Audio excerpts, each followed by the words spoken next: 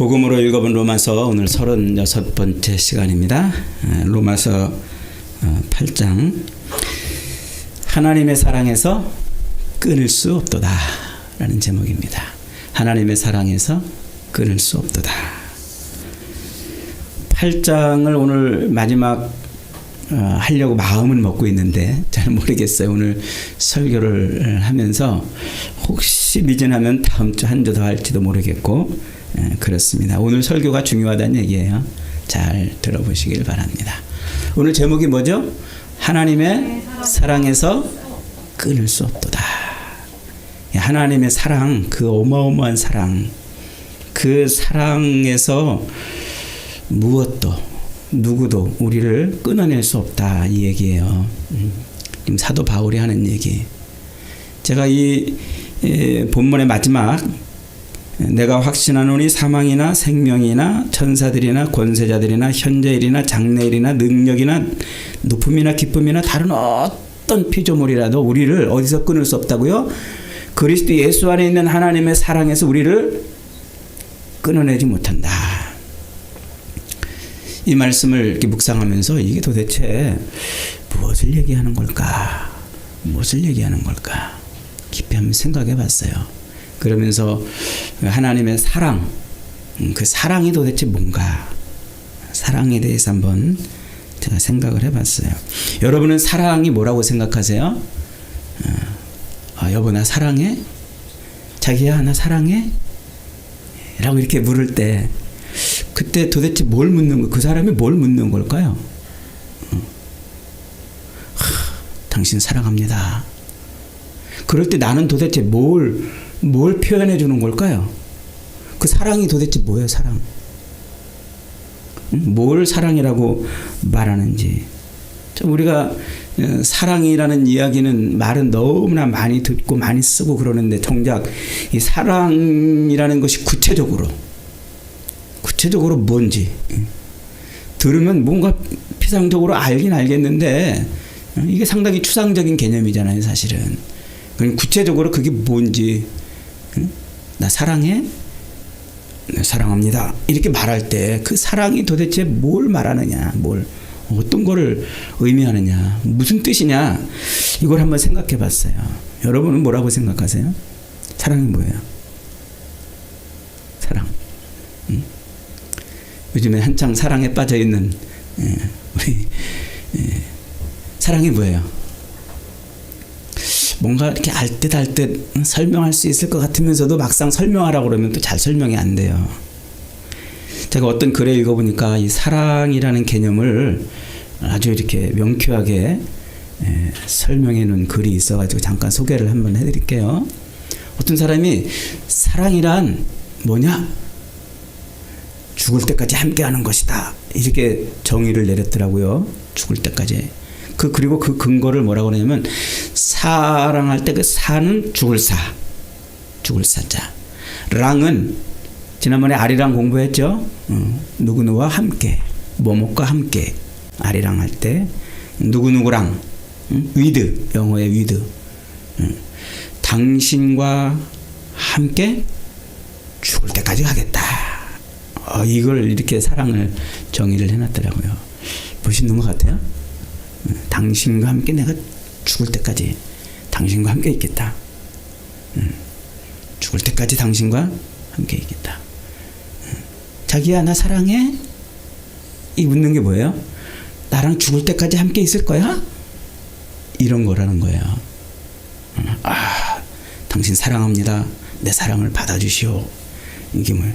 죽을 때까지 당신과 함께 있겠어. 이런 의미라는 거죠. 상당히 그럴듯하게 이렇게 생각이 돼요. 이제 저는 사랑을 이렇게 정의를 내려봤어요. 사랑. 뭐라고 내렸을까요? 그 사람한테 푹 빠져 있는 거. 그래서 앉으나서나 당신 생각. 앉으나서나 당신 생각. 이 노래처럼 온통 저 사람 생각밖에 안 나는 거. 이걸 사랑이라고 이렇게 저는 정의를 내리고 싶어요. 왜냐하면 사자가 사랑의 그 사, 한자로 생각사, 생각사자. 그리고 랑은 이게 마늘량, 질량, 수량 할 때 그 량, 마늘 양자가 사량해서 이게 말이 좀 순화돼 가지고 사랑 이렇게 변화된 것 같아요. 그러니까 생각을 많이 하는 거. 저 사람한테 완전히 푹 빠져서 저 사람 생각만 하는 거. 그거라고 저는 정의를 내려보고 싶어요. 실제로 안 그래요, 우리가? 영화자면 그렇죠. 온통 옆에 있는 사람 생각뿐이. 재영 형제는 어때요? 응? 안전하서나 자나깨나 옆에 있는 사람 생각나잖아요. 그죠? 그래서 처음에 결혼할 때는 막 그 사람 생각밖에 안 나는 거야. 근데 시간이 지나면 생각이 점점 이 사람 생각이 점점 쪼그라들어 가지고 다른 생각이 점점 많아져. 그러면 사랑이 식은 거예요. 사랑이. 이 사람 생각만 날 때는 막 반찬도 그냥 얼마나 막 상다리가 휘어지도록 해놓고 막 도시락을 싸줘도 뭐 콩으로 막 하트를 그리는 등 뭐 이렇게 해가지고 해놓고서는 5년, 10년, 20년, 30년 살다 보니까 그런 게 어디 있어? 어느 순간 이제 밥도 그냥 대강 먹게 되고. 그래서 옛날에 그 광고가 밥 차려놨는데 김치 하나만 딱 내놨어요.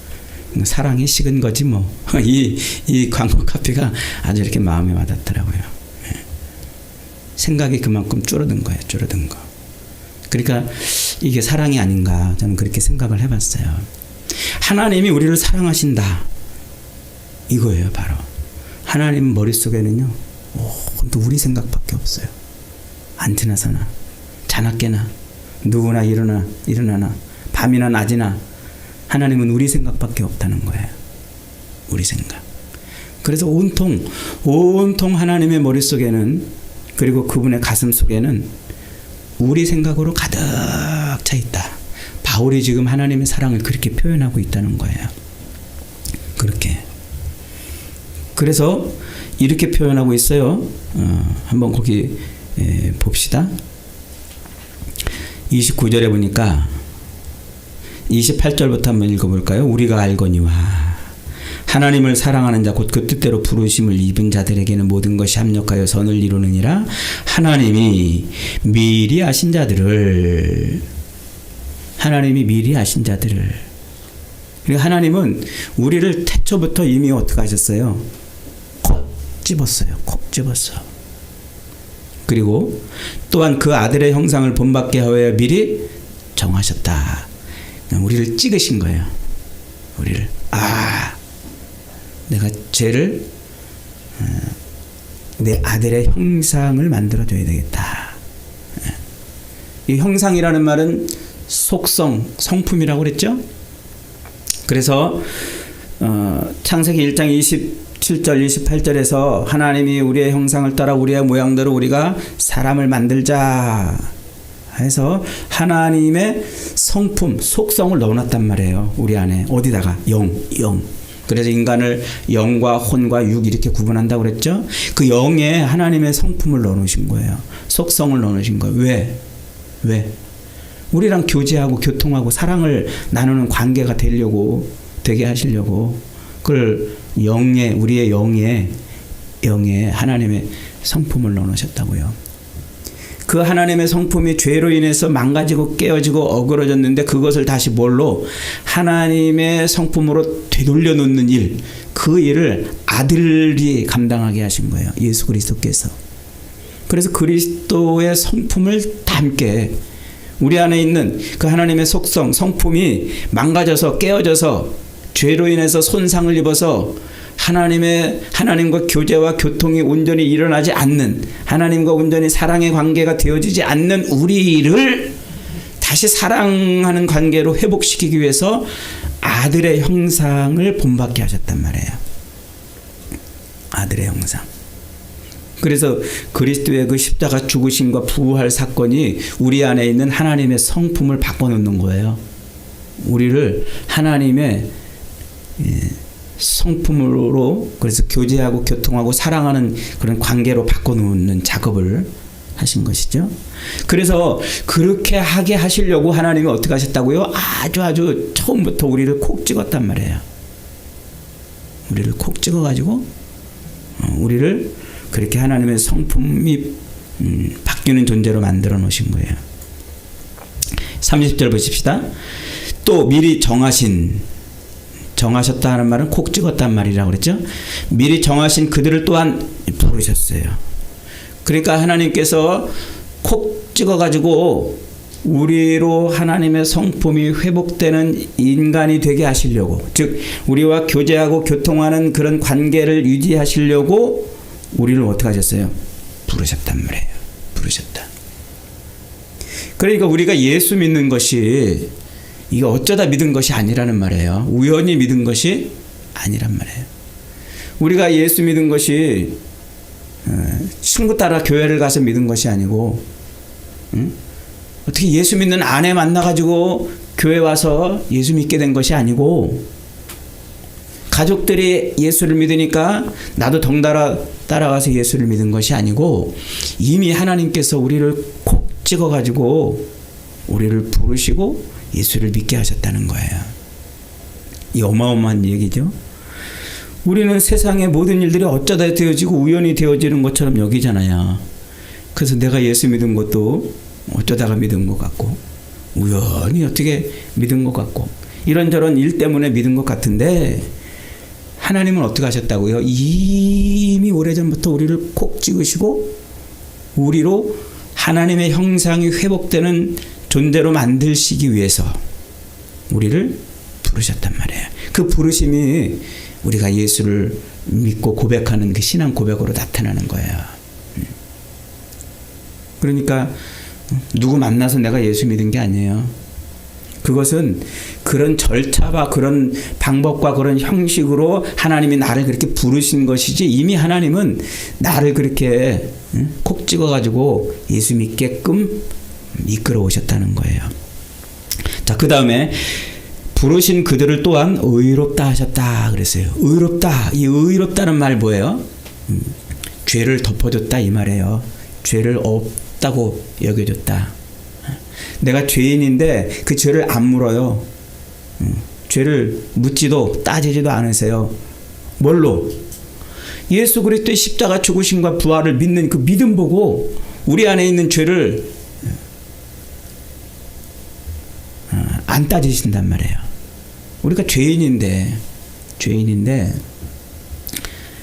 그 죄를 용서받을 수 있는 방법, 그 죄를 용서받을 수 있는 유일한 방법인 예수 그리스도의 십자가 죽으심과 부활을, 저것이 내 죄를 용서하시려고 그렇게 하신 것이구나, 아멘, 아멘하고 믿는 그 믿음을 보시고 우리를 그래, 너 내가 죄를 안 물어줄게, 의롭다 여겨줄게, 의롭다 여겨줄게, 이렇게 하셨단 말이에요. 이걸 이제 신학적인 용어로 뭐라고 표현한다고 그랬어요? 칭의, 의롭다 하신다고 그랬잖아요. 이건 앞에서 우리가 1장과 3장에서 이미 공부를 한 말이에요. 그래, 하나님이 그렇게 하셨단 말이에요. 우리를 의롭다. 실상은 아주 더럽고, 실상은 아주 냄새나고 악한 그런 존재들인데 뭘로? 그리스도의 피로 이렇게 덮어 놓으셨단 말이에요. 얼마 전에 제가 이렇게 뉴스에 보니까 어떤 사람이 한 대에 21억 원짜리 차, 그 슈퍼카, 21억 원짜리 그 람보르기니인가 하여튼 그 수제로 만든 차래요. 그 슈퍼카를 중고로 샀대, 중고로. 그랬는데 이 사람이 그 중고로 판 사람을 고발을 해버렸어요. 사기를 쳤다고. 왜 그런가 하고 이제 그 내용을 봤더니 그 슈퍼카의 그 슈퍼카 겉에가 아주 멋있고 괜찮잖아요. 광나고 막. 그런데 그 차를 이렇게 랩핑을 해놓은 거래요. 페인트로 도색한 게 아니고 그 시트지로 이렇게 랩핑을 해놨대요. 그 랩핑한 그 시트지를 떼니까 그 안에 기스도 막 나고 막 긁히고 또 부속도 깨지고 막 그런 것을 살짝 그렇게 랩핑을 해놔가지고 아주 폼나는 모습으로 만들어놨대요. 그럼 막 이 사람이 화가 나가지고 고소를 했더라고요. 제가 그때 그 장면을 보면서 야, 그 안에 그렇게 비싼 차인데 온통 긁히고 찢기고 깨지고 상한 그것을 뭘로? 그 시트지로 싹 이렇게 랩핑을 해놓으니까 멋있는 차처럼 보였구나. 적절한 비유는 아닌데 하나님이 예수의 피로 우리를 이렇게 우리 죄를 싹 덮어가지고 우리를 아주 폼나는 존재로 만들어 놓으셨다는 거예요. 그 피로. 그래서 예수의 피를 믿는 그 믿음 때문에 우리를 그 더러운 악한 그 죄인의 존재 상태에서 의롭다 이렇게 여겨줬단 말이에요. 의롭다. 자, 그리고 또 의롭다 하신 그들을 또한 영화롭게 하셨느니라. 영화롭게 하셨다. 그 어떤 만물보다도 가장 아름다운 존재, 가장 최고의 존재로 만들어 놓으셨다는 거죠. 근데 여기서 그 의롭다 하신 그들을 또한 영화롭게 하셨다. 요 말이 중요해요. 요 말이. 이게 이제 우리 인간들이 하나님이 우리를 부르시고 그리고 우리를 의롭게 하시고 영화롭게 하시고 이런 구원의 서정, 신학적으로 이제 구원의 서정 해가지고 구원의 서정 9단계를 말하면서 우리를 의롭게 하시고 영화롭게 하신다 하는 것은 성화의 과정을 거쳐서 영화의 단계로 올라가게 할 것이다. 이렇게 이제 말해요. 그래서 그 영화는 우리가 천국에 들어가면 얻을 것이라고 이렇게 신학자들은 이렇게 얘기를 해요. 근데 저는 다르게 봐요. 이미 하나님이 우리를 영화롭게 하신 거예요.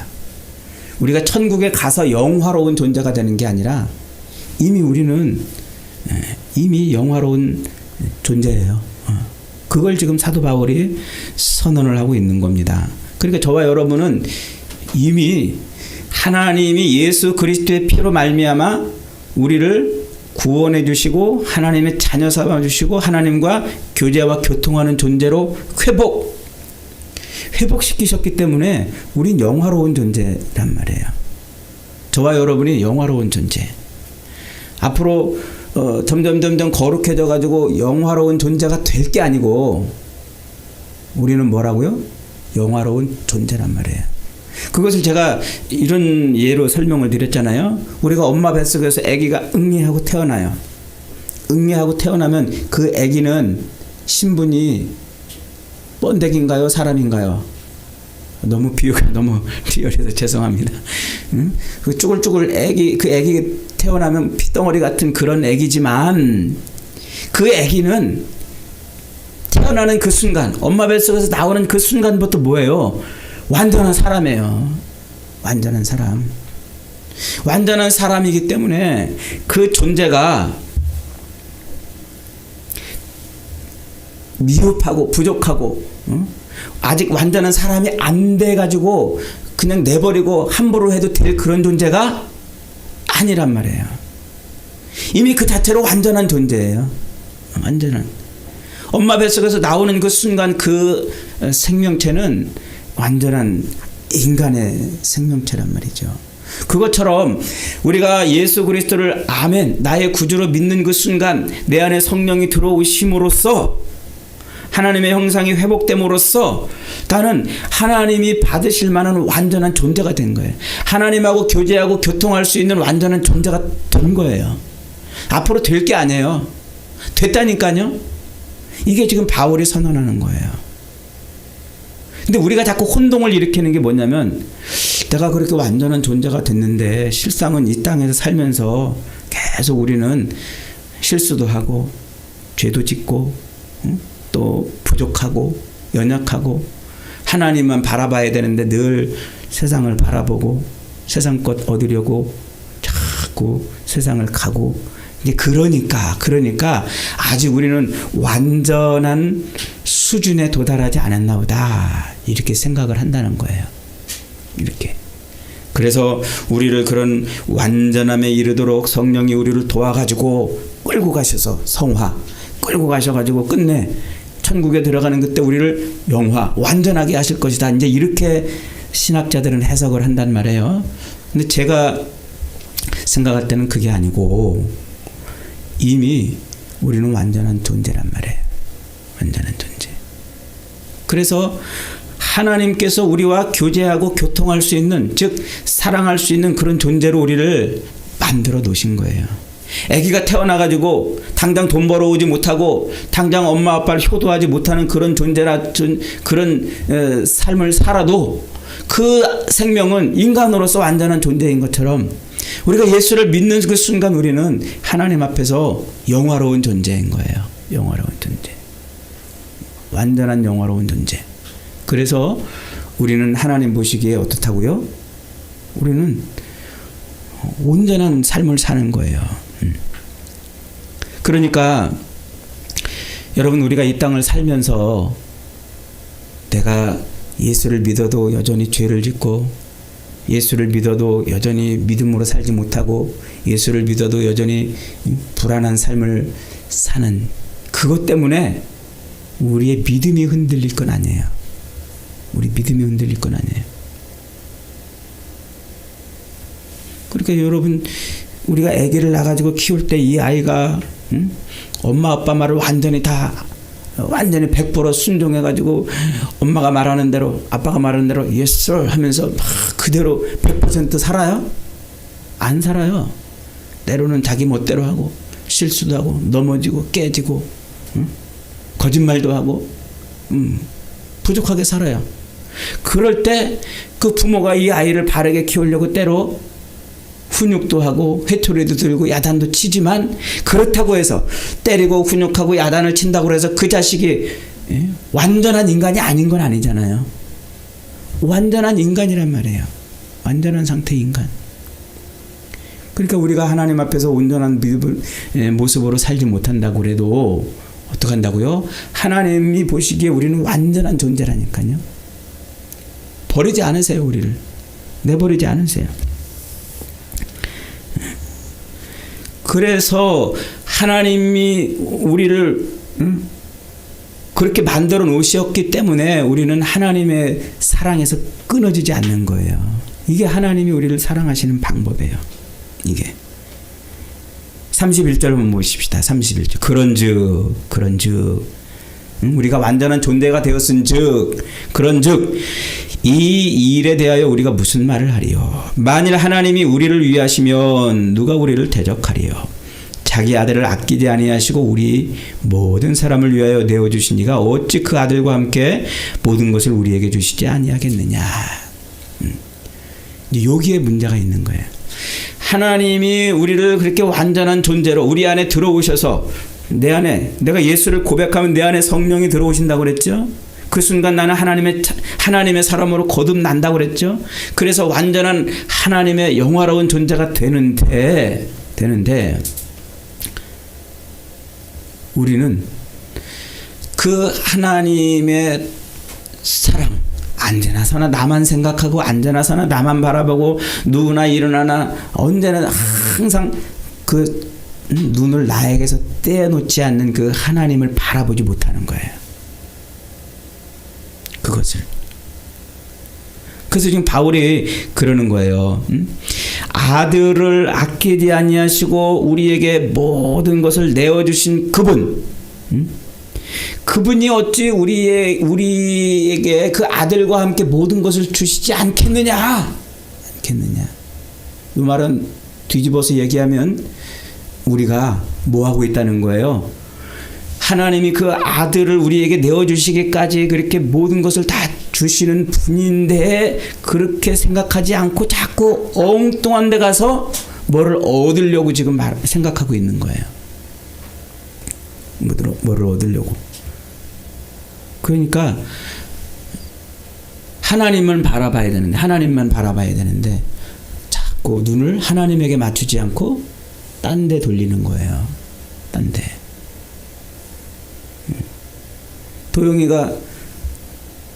도영아, 엄마 아빠가 도영이가 원하고 필요로 하는 거 모든 걸 다 주실까 안 주실까? 응? 안 줘? 달라 그러면 안 주니? 네가 원하고 바라는 거 막 달라 그러면 안 주니? 응. 그 엄마에게 물어볼게. 도영이 어머니는 도영이가 해달라는 거 안 해주는 거 있어요? 다 해주죠?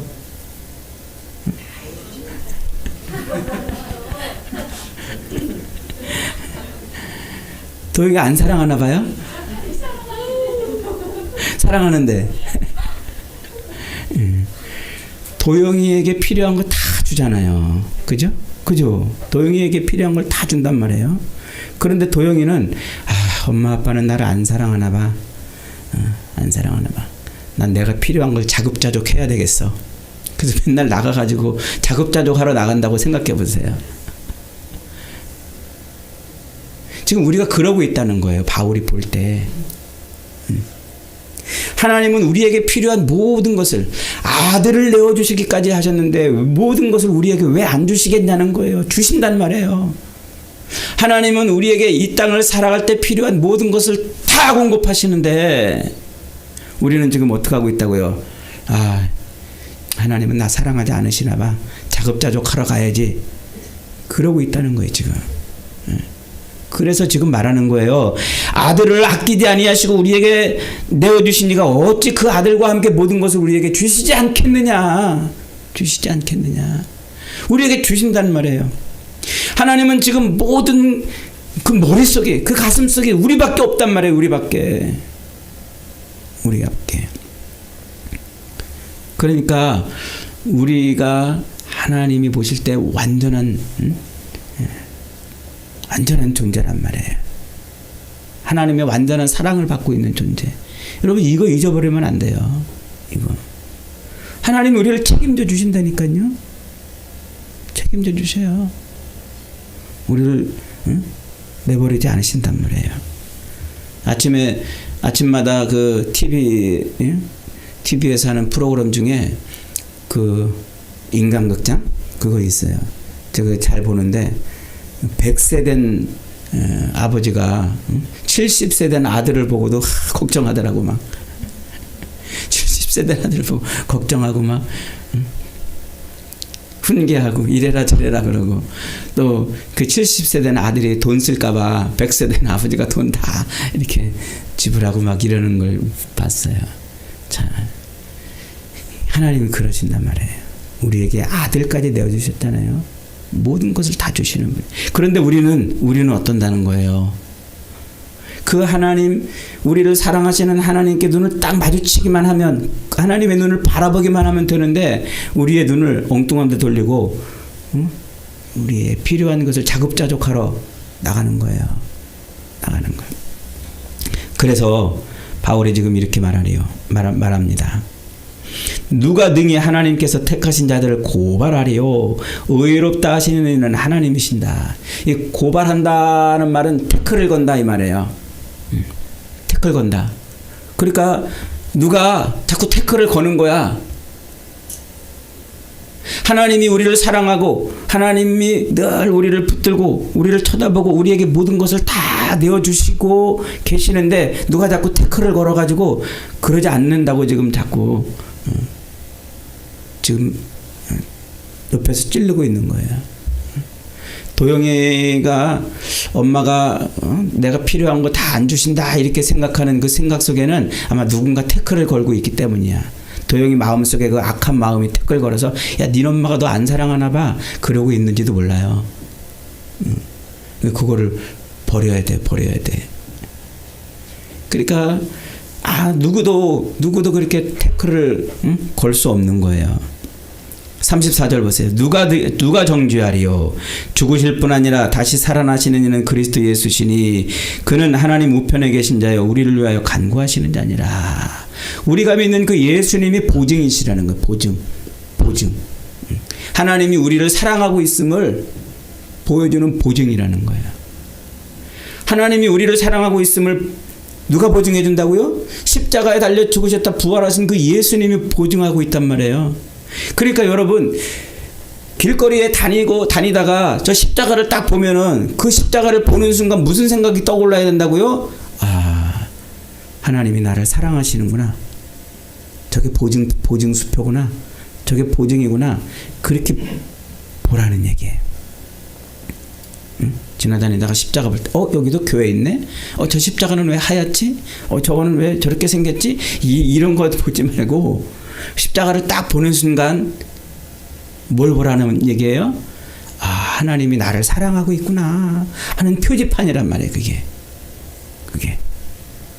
그러니까 사도 바울이 우리에게 얘기하고 있는 것은 놀라운 얘기예요. 지금 놀라운 얘기. 35절 다시 봅시다. 누가 우리를 그리스도의 사랑에서 끊으리요?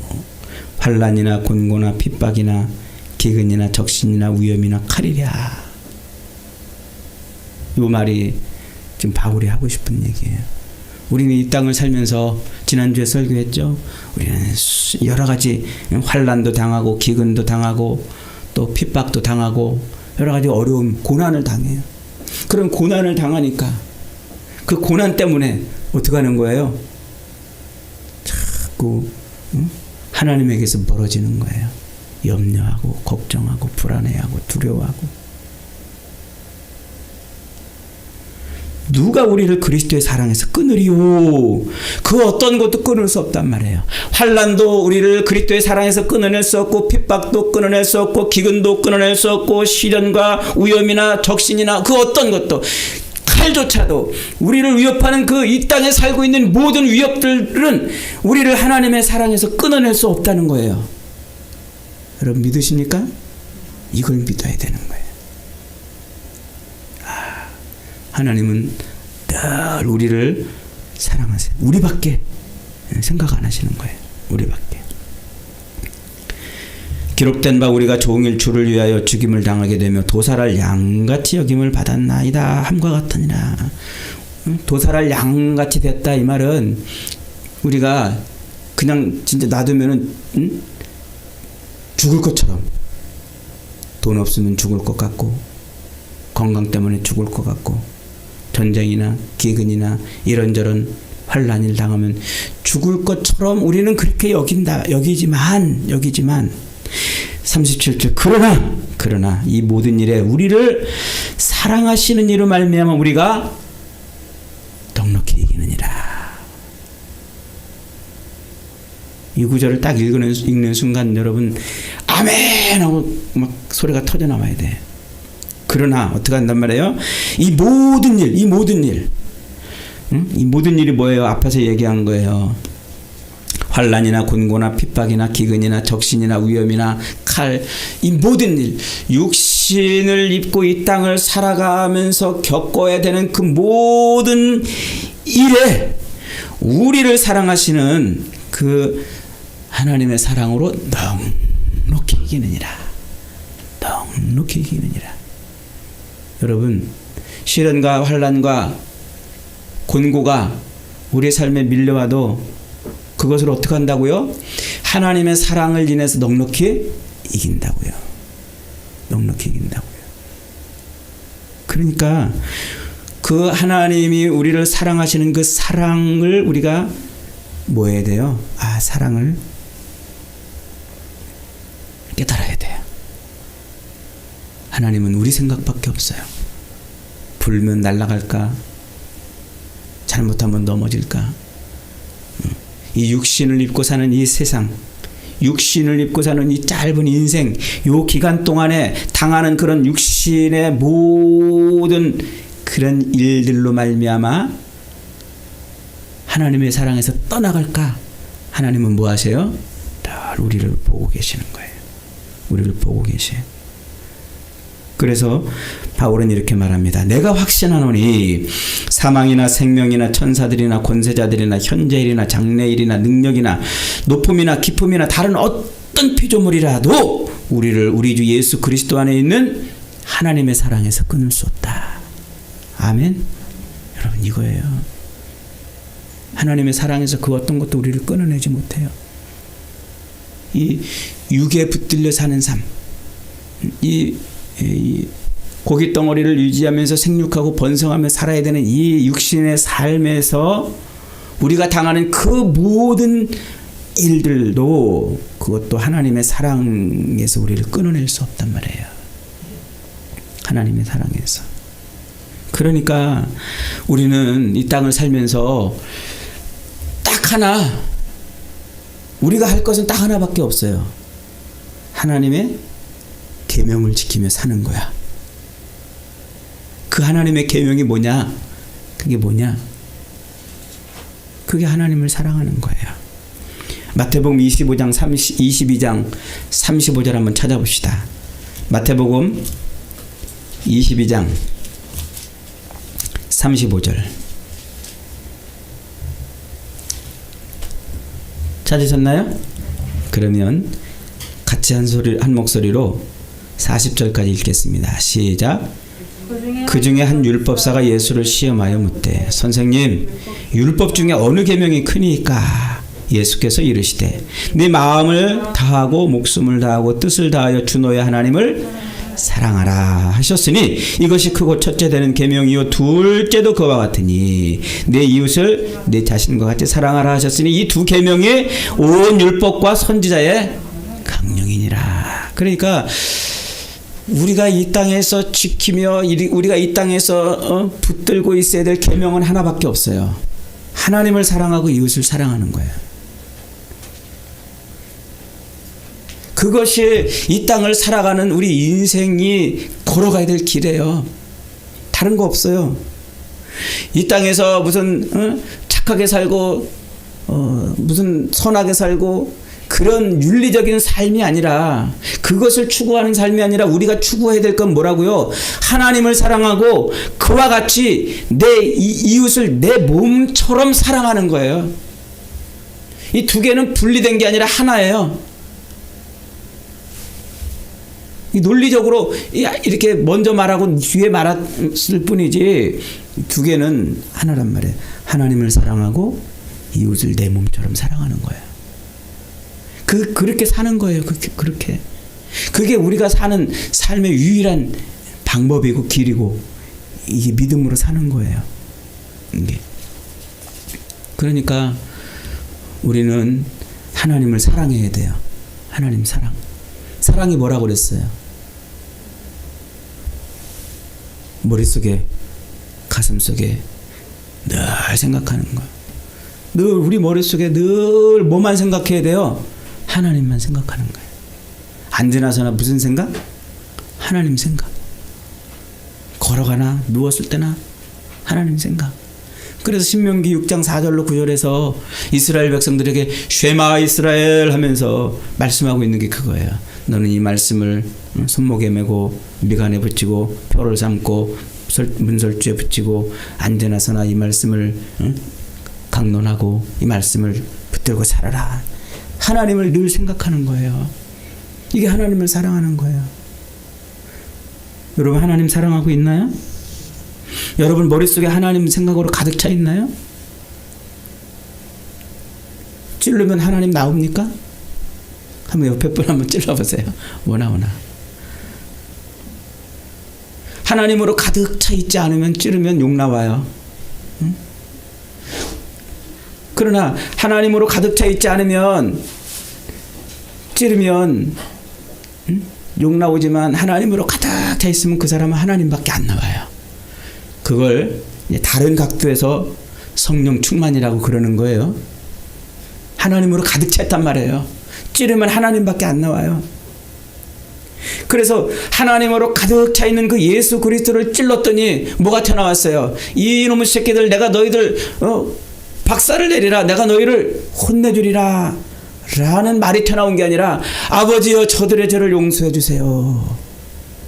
저들은 자기들이 하는 일을 알지 못합니다. 그렇게 예수님이 십자가에서 고백한 거예요. 하나님으로 가득 차 있던 스데반에게 돌 던졌더니 스데반이 그 돌을 맞고서 뭐가 튀어나왔어요?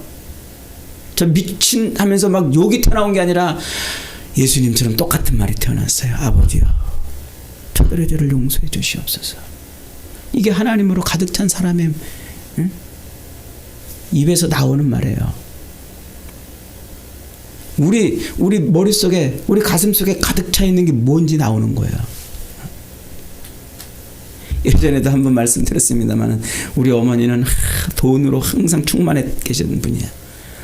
돈으로 충만해. 돈으로 가득 찼어. 그래가지고 뭐든지 다 돈. 뭐 그럴 수밖에 없죠. 뭐 어려운 살림에 별로 아버지가 벌어다 주는 게 작으니까 그 작은 돈으로 많은 대식구를 먹여야 살려야 되니까 늘 돈에 쪼들리는 거예요. 그래서 늘 돈. 그래서 우리 어머니는 뭐든지 돈으로 환산해내는 능력이 탁월하시다고 그랬잖아요. 맛있는 음식을 막 하시는 거야 어느 날. 그래서 우리가 막 우리 동생이랑 가가지고 옆에서 이렇게 침 흘리고 있으면은 그래서 그 음식 만든 걸 이렇게 하면서 이렇게 먹으라 그래요. 그럼 그거 먹으면서 엄마 맛있어 그러면 그 엄마가 뭐라고 그러는 줄 아세요? 맛있지? 그러니까 공부 열심히 해서 돈 많이 벌어. 이거 많이 먹을 수 있어. 아니 왜 음식 먹다가 왜 갑자기 돈 얘기가 나와요? 그 어머니는 돈으로 충만하니까 뭐든지 돈으로 환산해내는 능력이 탁월한 거예요. 저와 여러분이 늘 돈으로 충만하니까 하나님으로 가득 차지 않고 하나님을 사랑하지 않고 하나님으로 가득하지 않고 늘 돈으로 충만하니까 세상을 돈으로 환산해내는 능력이 충만해서 우리 그렇게 산단 말이에요. 늘 그걸 붙들고 살고 그것으로 환산해서 사람을 그것으로 평가하고 뭐든지 그것으로 바꿔내가지고 그렇게 살아요. 그렇게. 이게 우리의 지금 죄악인 거예요. 사도 바울이 지금 우리를 지적하고 있는 게 그거예요. 여러분 머릿속엔 지금 뭐가 가득한가요? 머릿속에? 디모데전서 6장 10절에서 이렇게 말하고 있어요. 돈을 사랑함이 일만하게 뿌리가 되나니. 사랑이 뭐라고 그랬어요? 늘 생각하는 거라고 그랬잖아요. 돈 생각만 가득하고 있어봐요. 그러면 늘 그가 하는 모든 일은 다 악한 일밖에 없단 말이에요. 악한 일. 그래서 디모데후서 3장 2절에서 그렇게 말하는 거예요. 돈을 사랑하지 말래요. 하나님이 결코 너희를 버리지 않으니까 돈을 사랑하지 말래요. 하나님이 결코 너를 내버리지 않으니까 돈을 사랑하지 말고 누구를 사랑하라? 하나님을 사랑하라. 하나님을 사랑하라. 히브리서 13장 5절 다시 한번 봅시다. 히브리서 13장 5절 말씀 찾으셨나요? 같이 한번 읽겠습니다. 히브리서 13장 5절 말씀 시작. 돈을 사랑하지 말고 있는 바를 족한 줄로 알라. 그가 친히 말씀하시기를 내가 결코 너희를 버리지 아니하고 너희를 떠나지 아니하리라 하셨느니라. 네, 아멘. 돈을 사랑하지 말고 있는 바를 족한 줄 알라. 친히 말씀하시기를 내가 결코 너희를 떠나지 않고 너희를 버리지 않겠노라. 할렐루야. 우리를 버리지 않으세요, 주님. 우리가 하나님을 사랑하면 돼요. 언제나서나 하나님 생각, 언제나서나 하나님 사랑, 그 사랑으로 가득 차면 비록 우리가 이 육신의 삶을 살고 있는 이 속에서 여러 가지 많은 위험과 어려움과 시련과 환난을 당하는 그런 삶을 살아도 하나님은 우리를 버리지 않으세요. 믿으시기 바랍니다. 하나님께서 저와 여러분에게 이런 믿음으로 늘 충만케 하셔서 늘 하나님을 사랑하고 이웃을 내 몸과 같이 사랑하는 아름다운 인생들이 다 되시기를 주님의 이름으로 축복합니다. 아멘.